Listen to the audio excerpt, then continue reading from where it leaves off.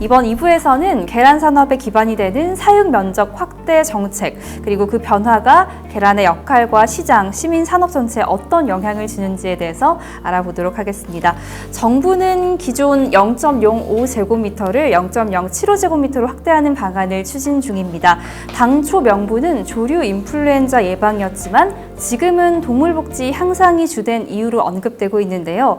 현장에서는 이 기준 변화가 가져올 효과와 부작용에 대해서 매우 큰 우려를 표하고 있습니다. 먼저 현장을 대표하는 대한산란계협회 안두영 회장님, 현 상황에 대해서 말씀을 좀 부탁드립니다. 네, 현재 우리 대한민국의 그 사육하는 농장 대부분 한 80% 정도가 0.052로 사육을 지금 하고 있습니다. 그래서 쉽게 말하면은 뭐 9마리 정도의 한 닭장에 키운다면 6마리를 줄여야 되는 거죠. 네. 그래서 이제 알기 쉽게 얘기하면 33% 정도가 이제 줄게 되는 상황이거든요. 근데 참 이것도 이제 고민해야 되는 게 0.07로 가면은 뭐 아까도 얘기했지만은 저희가 하루에 대한민국에 한 5천만 개의 계란이 지금 사실 필요하거든요. 5천만 개 계란이 매일 필요한데 쉽게 계산을 따지면은 뭐 한 3,500만 개 생산이 안 되는 거예요. 1,500만 개가 주는 거거든요. 그럼 여기서 우리가 고민해야 될 게 뭐냐면 물론 사육 환경이 0.05에서 0.07로 가면 좀 넓게는 가겠죠. 근데 우리가 축산을 하다 보면 2018년 이전에 우리가 지을 때 0.05에 맞춰 설계를 했단 말이죠. 그냥 뭐 축산을 그냥 닭장 짓는 것처럼 뚝딱 짓는 게 아니거든요. 온도, 환기, 모든 센서가 그 한 공간에 예를 들면 500평이다. 그럼 그 안에서 내가 뭐 7만 수든 그걸 짓게 온도 환기를 이렇게 해서 만들어 놨는데 지금 여기서 정부에서 얘기하는 건 뭐냐면은 거기서 30%의 장을 닭을 빼라는 거거든요. 그러면 한 동에 7만 수가 들어가게 설계를 했는데 거기서 이제 뭐 한 2만 5천 개 정도 빼야 되겠죠. 그러면 겨울에 가장 중요한 게 닭들이 호흡기 질병이 문제예요. 그 온도 환기를 어떻게 하냐가 문제죠. 그 우리가 10명이 있는 공간에서 체온으로 이렇게 닭이 대부분 체온으로 유지가 돼요. 40.6도로 가요. 체온으로 온도 관리를 겨울에 하다가 거기서 30%가 빠지니까 엄청 추울 거 아니에요. 뭐 온도 환기를 조절해서 닭장을 지었는데 닭을 빼버리면 겨울이 가장 문제라는 거죠. 그리고 대부분 우리나라가 지금 농가들이 거의 80% 이상이 여기에 맞춰서 옛날 규제에 맞춰서 해놨기 때문에 이걸 갑자기 닭을 줄이려면은 굉장히 어려움이 있다. 그런 것도 고민해야 되고 또 하루에 5천만 개의 계란이 1,500만 개가 필요하면 줄어들으면은 계란 가격이 사실은 지금 우리나라 보면 물가에 아까 정은영 작가님 얘기했지만 계란은 그냥 생활이 됐어요. 정말 냉장고에서 계란 없으면 난리가 날 정도로 그냥 필수가 됐습니다. 근데 만약에 그 0.07호가 30%가 준다면 계란이 많이 모자르거든요. 그러면 지금 뭐 물가 그렇잖아요. 이렇게 돼버리면 어떻게 진짜 이거는 정말 저는 0.075가 우리 협회도 찬성 반대의 논리가 아니라 이거는 정말 어떻게 보면은 사회적인 합의가 있어야 돼요. 진짜 제가 생산자로서 드리고 싶은 말씀은 복지로 가려면 사회적인 합의가 뭐냐면 너희들이 만약 복지로 키워줘. 나는 그 계란을 같이 소비를 하겠다. 난 그 계란을 뭐 10,000원이든 12,000원 사 먹겠다. 이런 게 사회적인 합의가 있지 않으면은 복지는 가면 실패한다고 보거든요. 이게요. 그래가지고 뭐 지금 이것 때문에 굉장히 많이 고민을 좀 하고 있습니다. 그래서 어쨌든 물가하고 가격이 많이 줄은 부분, 양이 많이 줄잖아요. 그런 부분에 대해서 굉장히 고민을 하고 또 옛날에 맞춰서 지었는데 어느 순간에 뭐 이런 뭐 방역이나 이런 것 때문에 줄이라는 건 문제가 있다. 좀 이렇게 생각을 합니다. 네, 사육 면적 확대로 이제 생산량이 감소하고 또 가격이 오르면 아무래도 가장 영향을 받는 게 소비자들일 텐데요. 그렇죠. 동물 복지를 위해서는 반드시 사육 면적을 늘려야 한다는 주장이 있습니다. 그런데 실제로는 농가와 소비자 모두 이렇게 영향을 받고 있는데요. 동물 복지를 주장한 단체와 여론은 어느 정도 사회적인 책임을 져야 하는가에 대해서 정은정 작가님의 의견을 좀 여쭙겠습니다. 폭탄을 맞은 기분이죠. 그런 얘기 드리고 싶어요. 가장 뭐 요즘 이게 무항생제 논란 많잖아요. 근데 제가 알기로는 우리나라 2012년부터 사료에 항생제 안 들어갔죠, 회장님? 예. 그래서 모든 축산물에 거의 항생제 잔류 검사에 걸리는 경우도 거의 없다고 제가 들었고요. 근데 보통 이렇게 AI가 창궐해서 계란값이 올라가서 어쩔 수 없이 계란 수입을 해야 된다라고 이렇게 정부는 얘기를 하지만 한국처럼 이렇게 빡세게 계란 관리하는 나라가 없거든요.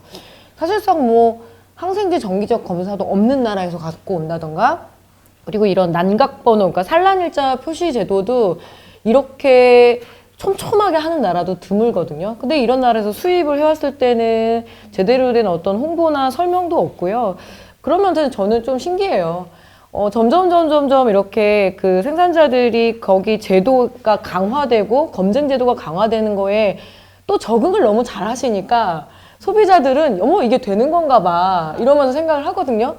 어떤 면에서 소비자 복지는 증가를 하지만 그 증가의 편익이 결국에는 생산자들에게 압박이 가는 것, 이 부분에 대해서는 조금 더 한번 냉정하게 생각을 해봐야 되지 않을까요? 그리고 겨울이 오는데 지금 길거리에 계란빵이 굉장히 맛있게 보이더라고요. 근데 그 계란값이 만약에 한 알에 1,000원씩 된다. 이렇게 되면은 그 작은 소상공인들도 생계를 유지하기 어렵거든요. 그래서 이렇게 좀 관계 중심으로 좀 생각을 해봐야 되지 않을까 그런 생각이 드네요. 폭탄을 잘 처리해 주셨네요. 고맙습니다. 아까 저는 사람 복지에 대해서 계속 강조하고 있습니다. 예. 그리고 이 말을 하면 좀 위험하긴 한데, 밤 10시, 11시까지 어린이들, 청소년들 잡아놓고, 그러니까 방사를 안 시키잖아요. 어린이들하고 청소년들을. 근데 이렇게 닭들만 방사하라고 하는 거에 대해서 저는 정말 불만 많거든요. 네. 그러니까 잡아놓고 학원 보내고, 거기에 1번, 2번 방사 유정만 먹인다고 해서 행복할 것 같지는 않거든요. 네, 엄혜선 교수님. 네, 엄혜선 교수님. 네. 계란은 이제 국민이 매일 먹는 식품이잖아요. 그래서 이것이 이제 생산량이 줄게 되면 가격은 당연히 오르죠. 그러면 소비자 입장에서는 불안합니다. 왜냐하면 계란은 이게 국민 그 생활 안정하고 너무나도 직결되어 있기 때문에 단순히 영양만 공급한다. 이 차원은 이제 이미 지나간 거예요. 그래서 이제 보시면 아까 말씀하셨지만은 이제 계란은 학교 급식, 거기다가 이제 제과 제빵, 외식업, 편의점, 간편식, 그래서 뺄 수가 없습니다. 그래서 우리 이 복지 확대도 중요하지만은 물가, 영양, 식생활, 제가 한국 그 식생활 문화학회 회장이에요. 우리가 이러한 복지 확대다 뭐 이런 것도 다 좋습니다. 잘 하자고 하는 거 아니에요? 그런 그 중에서도 우리가 이제 좀 더 생각을 해야 되는 게 충분한 소통이 정말 필요하다. 국민들 간에 그 부분을 꼭 짚고 넘어가고 싶습니다. 네, 소통이 필요하다라는 말씀을 해주셨습니다. 정혜석 변호사님? 네. 기다리고 있습니다. 네, 기다리고 계셨군요. 이제 사육 면적 확대가 현실화가 되면 생산량 감소 그리고 유통 단계에 충격이 가고 물가가 상승하는 효과가 이어질 겁니다. 그리고 취약계층 같은 경우는 단백질 섭취가 좀 어려워질 거고요. 학교 급식, 제과 제빵 가격 등에 영향을 많이 미칠 것 같긴 한데 어떻게 보시나요? 말씀 주신 내용들이 다 안두영 회장님하고 매선 교수님, 정은전 작가님께서도 언뜻 언급을 하셨는데요. 한 번 더 정리를 해드리자면 일단 사육 면적 확대가 되면 생산량이 아까 안두영 회장님 33% 줄어든다라고 해서 단기간에 가격이 상승하는 거는 눈 보듯이 불 보듯이 뻔할 것 같고요. 물이든 불이든 네. 보든 뻔한 거죠. 네. 네. 뭐 통계청에서 작성하고 있는 물가 기준에도 계란이 필수적으로 좀 중요한 요소를 차지하고 있어요. 그래서 계란 가격이 생산량이 줄고 가격이 상승하면 우리나라 전체 물가 지수에도 큰 영향을 미쳐서 단기간에 어쨌든 물가가 상승하게 된다라는 말씀을 좀 드릴 수 있고요. 외식업 전반에 보면 계란이 안 들어가는 음식이 없어요. 뭐 김밥에도 들어가고 제과제빵에 들어가고 뭐 급식에는 당연히 들어가고요. 그렇게 되면 외식업 전반에 공급망 체인 거기에 큰 충격을 좀 줄 수 있다라는 걸 말씀드릴 수 있고, 그 엄혜선 교수님께서도 아까 짚어주셨듯이 중요 단백질 공급원, 정부에서도 그걸 논문에서도 용역 논문에서도 인정을 했더라고요.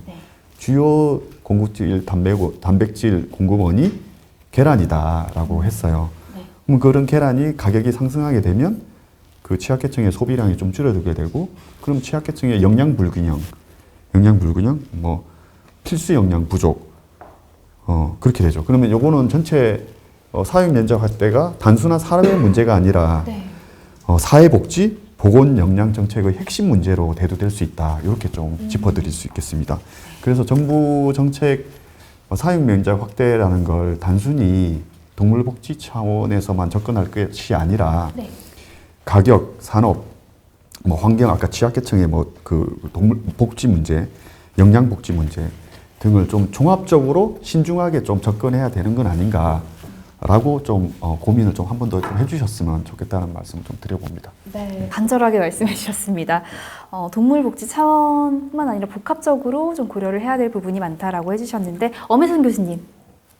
네, 그 정혜석 변호사님 분석처럼 경제 유통 가격이 흔들리면 이 소비자들에게 가장 타격이 클 것 같은데요. 네. 어떻게 보시나요?